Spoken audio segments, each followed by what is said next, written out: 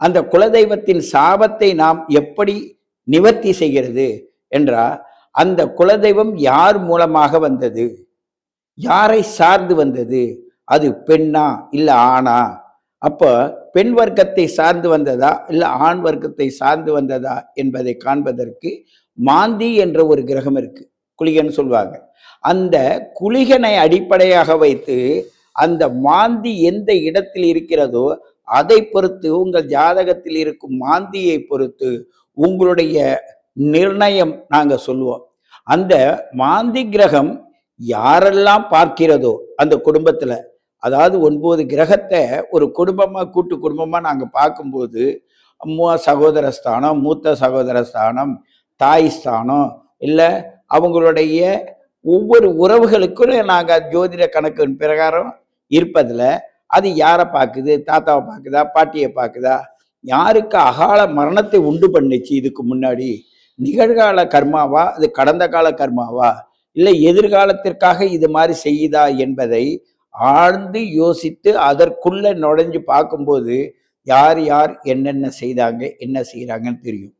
இத நம்ம முன்னோர்கள் உடற்கூறுக்குள்ள, அந்த குலதெய்வத்தை வெளியில பார்க்கறத அது உடற்கூறுக்குள்ள பிராமியம் என்ற ஒரு தெய்வம் இருக்கு, அம்பாள்.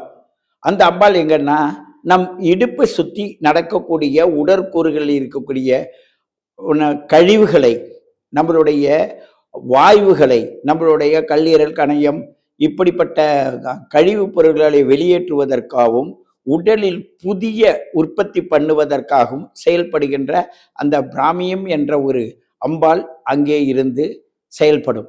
அதற்கது வைஷ்ணவின்னு இருக்கு. இந்த வைஷ்ணவிக்கு முன்னாடி வாராகி அம்மன் ஒன்று இருக்கு. இந்த வாராகி அம்மன் என்பது என்னன்னா, உங்களுடைய அன்றாடம் சாப்பிடுகின்ற சாப்பாடை ஜீரண சக்தி உண்டு பண்ணுவதற்காக அது போய் என்ன செய்யனாக்க, அந்த சத்துக்களை உள்ளே நுழைஞ்சு உடற்கூறுக்குள்ளே சேர்ந்து அங்கே இருக்க எல்லா பொருள்களையும் அது அலசி பார்க்கும். அப்படி அலசி பார்க்கும்போது உங்களுடைய உடற்கூறுகள் சரியான நிலையில் இருந்தால் அது சரியான முறையில் உங்களுக்கு உங்களுடைய சக்திகளை உள்ளே வாங்கி அடுத்த நிலைக்கு எடுத்து செல்லும். இல்லையானா நிறைய பேர் பாருங்க, வயிறு வலிக்குது, அல்சர், நிறைய இப்பொழுது மருத்துவ ரீதியான வார்த்தைகளை சொல்லிக்கிட்டே வராங்க, அனுபவிச்சுட்டே வராங்க, மருத்துவத்தை போயிட்டு இருக்காங்க.